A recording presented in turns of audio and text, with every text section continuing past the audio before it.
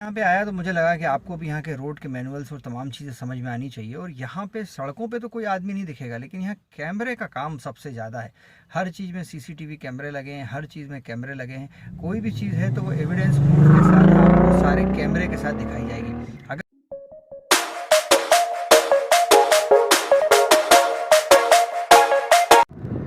देखिए ऑस्ट्रेलिया में सिडनी में किस तरीके के शहर के बीचों बीच किस तरीके के रूल्स फॉलो किए जाते हैं और किस तरीके की चीज़ें लाइनें होती हैं, वो मैं आपको यहाँ पे सब दिखाता चलता हूँ। देखिए आपको सबसे बड़ी बात तो मैं दिखाऊंगा अभी कि जब यहाँ पे सड़क होती है तो सड़क जब बनती है तो सड़क के बनने के साथ ही तमाम सारी चीज़ों का यहाँ पे पहले से ही ध्यान रखा जाता है।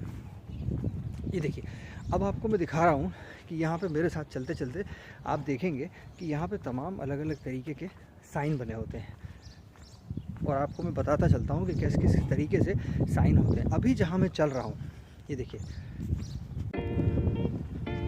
ये जो आप सड़क देख रहे हैं, देखिए ये सामने सड़क बनी हुई है, ये आपका एरिया है। और इस एरिया के साथ ही ये जो जगह आप देख रहे हैं, ये जो सड़क है, ये जो पोर्शन पे हम चल रहे हैं, ये पोर्शन ही कहलाता है पेडेस्ट्रियंस के लिए। ना ही आप इस पर कोई गाड़ी पार कर सकते हैं, इस पर भारी काउंसिल का यहाँ पे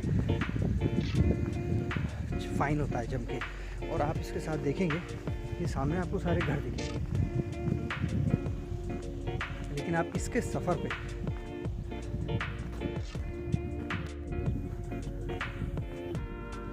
ये आपको इस तरीके से घरों के आगे सबके डस्टबिन दिख रहे होंगे। जी हाँ, ये इसी तरीके के डस्टबिन यहाँ पे रखे रहते हैं और सबके डेज फिक्स होते हैं अलग अलग।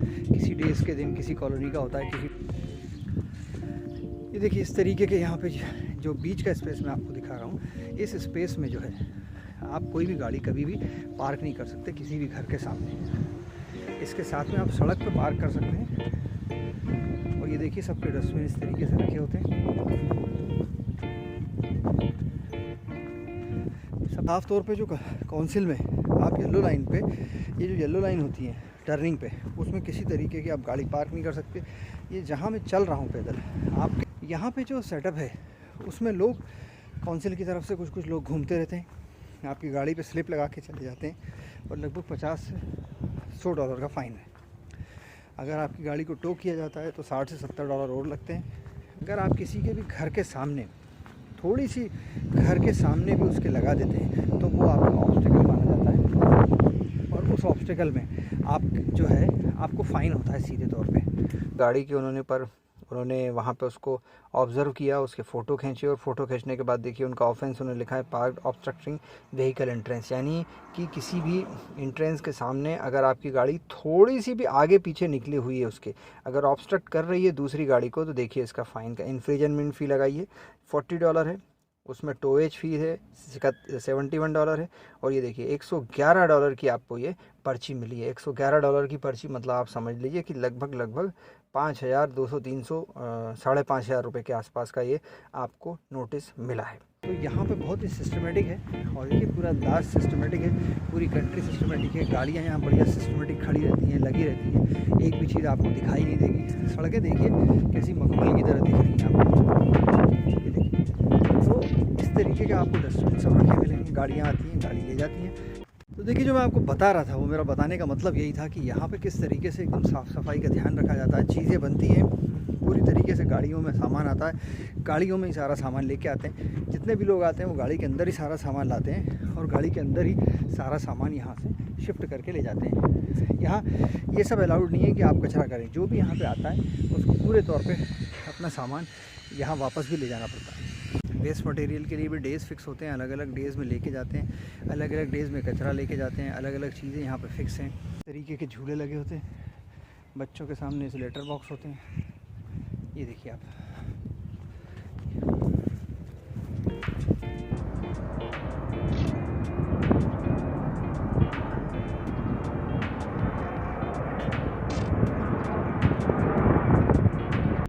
घर में आपको ये देखिए ये घर होते हैं, ये घर के बीच का स्पेस होता है, ये सामने का आपका एरिया है और ये जो एरिया है इसमें वो खुद ग्रीनरी और प्लांटेशन करते हैं। देखिए क्या खूबसूरत,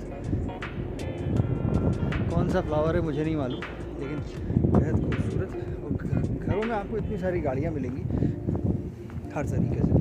सड़क पे आपको एक भी जगह, मैं अभी आपको इतनी जगह घुमा के ले आया हूँ, लेकिन एक भी जगह आपको कोई गंदगी यहाँ पे नहीं दिखेगी, क्योंकि यहाँ पे बहुत ही स्ट्रिक्टली रूल्स फॉलो होते हैं। डस्टबिन है, चीज़ें हैं, वेस्ट मटेरियल है, अगर सेल भी होना है तो सारी चीज़ों के लिए बहुत सिस्टम से काम होता है। कोई भी गाड़ी आपको किसी के घर के सामने देखिए 1 इंच भी आगे नहीं लगेगी। अगर ये गाड़ी यहाँ पे खड़ी है तो अगर ये थोड़ी सी भी पीछे खड़ी हो जाए तो समझ लीजिए कि इसको फाइन हो जाएगा। तो बहुत ध्यान रखना पड़ता है तमाम चीज़ों को लेकर। देखिए गाड़ी बिल्कुल आपकी जो एंट्री और एग्ज़िट है उससे थोड़ा सा पीछे आगे खड़ी होगी, और जो रिसाइकल का डंप है वो रिसाइकल में जाएगा, जो वेस्ट होना है वो वेस्ट में जाएगा।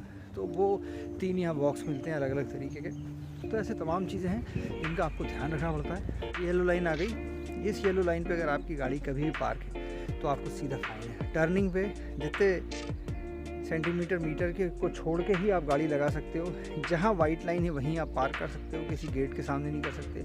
तो देखिए हिंदुस्तान में जिस तरीके से आप गाड़ी कहीं भी लगाते हैं, कहीं भी पार्क करते हैं, कहीं भी रख देते हैं, ये सब यहाँ मुमकिन नहीं है साहब। यहाँ पे अगर आपको गाड़ियों से चलना है तो बहुत ध्यान रखना पड़ता है एक एक चीज़ का, कहाँ पार्क करेंगे कहाँ नहीं करेंगे। हर चीज़ के पार्किंग का आपको पार्किंग का फ़ाइन देना पड़ेगा, पार्किंग के लिए आपको बहुत सारा पैसा देना पड़ेगा।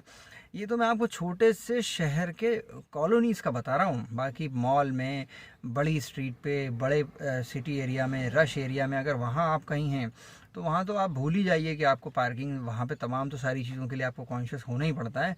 यही कारण है कि ना तो यहाँ कोई गाड़ी गलत लगाता है, ना ही अपने घर के सामने इंक्रोचमेंट करता है। और तमाम जगहों पर सीसीटीवी कैमरे लगे होते हैं। आपके घर पे लगे हैं, आपके बगल वाले के घर पे लगे हैं, सड़क पे लगे हैं, चौराहे पे लगे हैं। पूरी ये जो कंट्री है ये तमाम आपके सीसीटीवी कैमरे से चलती है। तो आप अपना खुद की जो ऑफेंस है वो फिर डिनाई भी नहीं कर पाते, क्योंकि आपके सामने सारा वो सीसीटीवी फुटेज रख देते हैं और सीधा फ़ाइन होता है, तगड़ा फ़ाइन होता है। तो अगर आपको फ़ाइन से बचना है तो यहाँ पे रूल्स फॉलो करिए। और सबसे बड़ी बात, जितने हिंदुस्तान के लोग और तमाम एशियन कंट्री के लोग अपने देशों में जो भी करते हो, यहाँ आके बहुत ही सीधे और सच्चे तौर पे रहते हैं, पूरे रूल्स फॉलो करते हैं। आपको लगेगा नहीं कि ये इंडियन है यहाँ पे, वहाँ पे कहाँ थूक रहा था, कहाँ सिगरेट पी रहा था। यहाँ कोई मजाल है किसी की को कोई थूकता और आपको मुँहता दिख जाए, सवाल ही नहीं पैदा होता। यहाँ पे आपको खुद लगेगा कि हम कहाँ क्या कर रहे हैं। तो यहाँ किसी तरीके का कोई उसमें रियायत नहीं है और यहाँ लोग बिल्कुल रूल्स में चलते हैं।